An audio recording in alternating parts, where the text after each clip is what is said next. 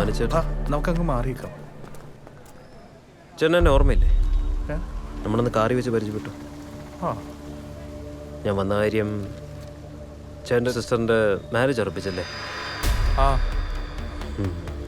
അതുമായിട്ട് ബന്ധപ്പെട്ടൊരു കാര്യം പറയാനാണ് ഞാൻ വന്നത്. തിരക്കിലല്ലോ അല്ലേ? അല്ല, ആളുടെ വെഡ്ഡിങ് വീഡിയോഗ്രാഫി എനിക്ക് തരണം.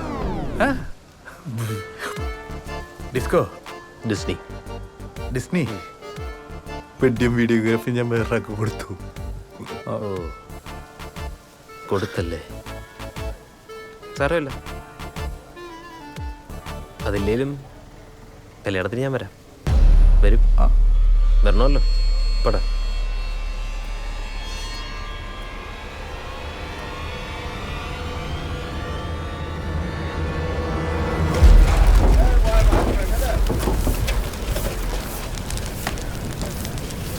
സാറേ, ആ കോൺട്രാക്ടർ എന്ത് ചെയ്യും? അല്ല, അയാളോട് പറഞ്ഞു ഈ തൂപ്പ് കിട്ടുമ്പോൾ നാട്ടുകാരടുത്ത് ചോദിച്ചിട്ട് വേണം ചെയ്യാൻ. ഇത് നിറച്ചിട്ടില്ല സാറേ, ഇവിടെ എല്ലാം മുട്ടടിക്കാം.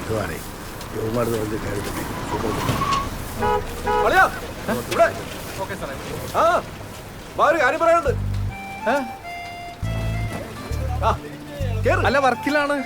10 മിനിറ്റ്, ഒരു സീരിയസ് കാര്യ. അളിയന്റെ ഫ്രണ്ട് കേറിക്കോ, നിങ്ങൾ കൂടെ അറിഞ്ഞിരിക്കേണ്ട കാര്യ. വാ, ഞാൻ വരാം. 2 കോഫി, 1 മസാല ദോശ. അല്ലല്ല, 3 കോഫി, 3 മസാല ദോശ. വട വെക്കണോ?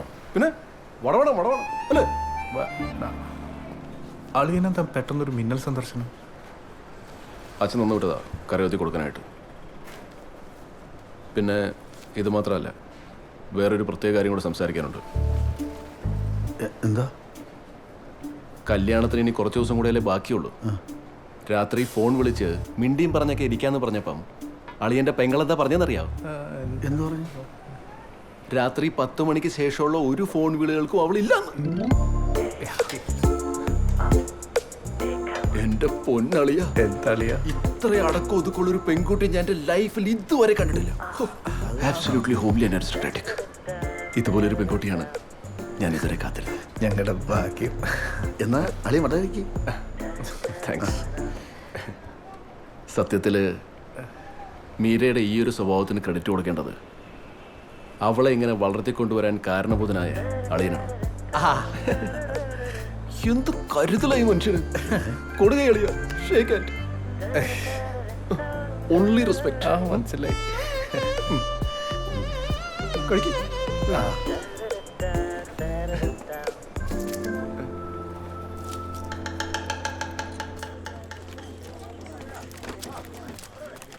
ഇത് കഴിഞ്ഞില്ലേ? അയ്യോ, ഞാൻ തിന്നുമല്ല. അതെ, നമ്മുടെ കാറ്ററിംഗുകാരെ വിളിച്ചായിരുന്നു. അവരൊരു 5 മണിയാകുമ്പോഴേക്കും ഫുഡായിട്ട് എത്തും. നീ എന്തിനാ ഈ ടെൻഷൻ അടിച്ച് നിൽക്കുന്നേ? കാര്യങ്ങൾ ഇവിടെ വരായില്ലേ? മീരവിടെ? അവള് ബ്യൂട്ടി പാർലറിലേക്ക് പോയേക്കാം. അത് പറഞ്ഞപ്പോഴാ നമ്മുടെ കുമ്പഴ വടക്കേൽ ഉണ്ണിത്താൻ ചേട്ടന്റെ മോളിൽ ലീലാമണി ഇതുപോലെ കല്യാണത്തലേന്ന് രാത്രി ബ്യൂട്ടി പാർലറിലേക്കാന്ന് പറഞ്ഞൊരു പോക്ക് പോയതാ. പിന്നെ 4 മാസം കഴിഞ്ഞപ്പോ ഇൻസ്റ്റാൾമെന്റ് നച്ചിട്ട് അവിടുന്ന് പൊക്കിയത്. മനോജിനെ അറിയാം, മനോജിന്റെ ലൈനായിരുന്നു. നടന്ന കാര്യമൊന്നും പറയണ്ട. നാട്ടിലെ പല പെങ്കൊച്ചുങ്ങൾ അങ്ങനെ പോവായിരിക്കും. നമ്മുടെ മീരക്കൊച്ച് അങ്ങനെ പോത്തിരുന്ന് ഉറപ്പല്ലേ? ഉറപ്പല്ലേ? ഉറപ്പല്ല.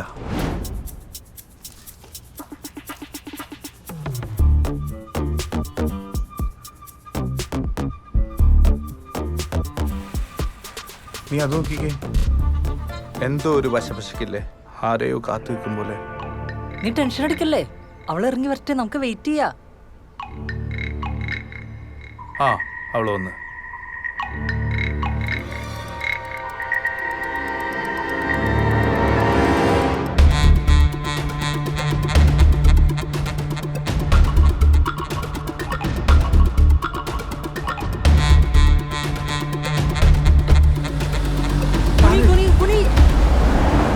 എന്താ പ്രശ്നം? അവര് അതിനവർക്ക് നമ്മളറിയില്ലോ. അത് ശരിയാണല്ലോ. ഇനി എഴുന്നേക്കാവോ? പിന്നെ എഴുന്നേക്കാതെ. മീര നിങ്ങളെന്താ ഇവിടെ? പറഞ്ഞോ. എന്നെ പിക്ക് ചെയ്യാൻ വന്നാണോ? ഞാനിങ് വന്നേനല്ലോ. വേണ്ട, പോവാം, കേറ്. അയ്യോ, എനിക്ക് 1-2 ഷോപ്പിംഗ് കൂടെ ഉണ്ട്. ഞങ്ങളും വരാം. അല്ല, നിങ്ങളുടെ സമയം വൈകും. സാരല്ല, ഞങ്ങൾ നിന്റെ കൂടെ തന്നെ ഉണ്ടാകും. ഞാനും. എന്നാ ശരി.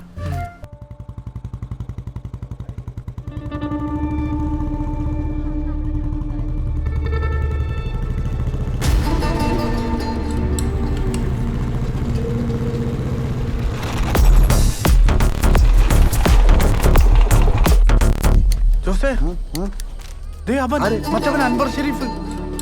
അന്നൂറോ? ആ ആ ചെക്കന്റെ കൂട്ടുകാരൊക്കെ ഇവിടെ ഉണ്ട്. ആ ചെക്കനും ഉണ്ട്.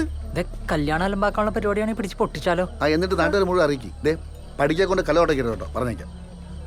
അല്ല ഇപ്പൊ എന്താ ചെയ്യാൻ പോകുന്നത്?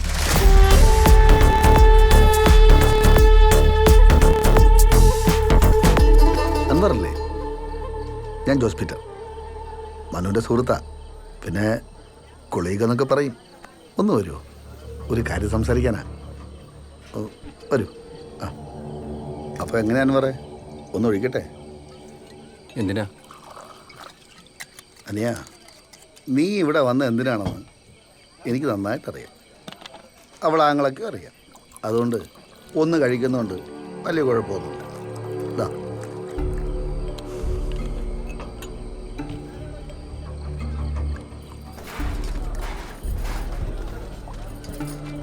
നിങ്ങളെ ഘട്ടം വരുന്നുണ്ടേ. അളിയ കട്ടച്ചായ മാത്രമേ ആ, അല്ല.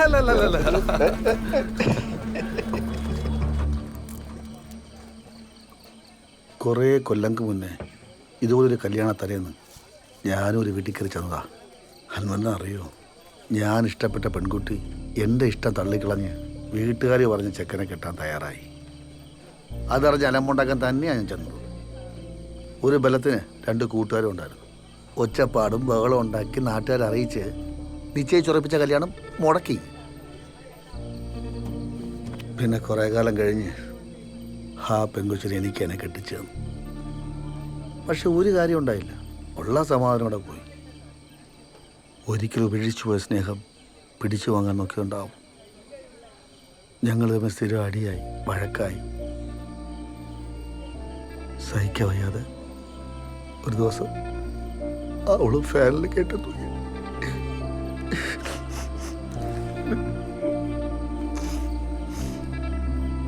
എടാ, നമ്മളെ വേണ്ടാത്തവരെന്തിനാണ് നമുക്ക്?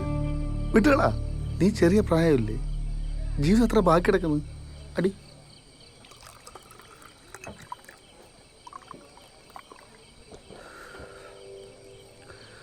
നിങ്ങൾ പറഞ്ഞ ശരിയാ, നമ്മളെ വേണ്ടാത്തവരെ നമുക്ക് വേണ്ട.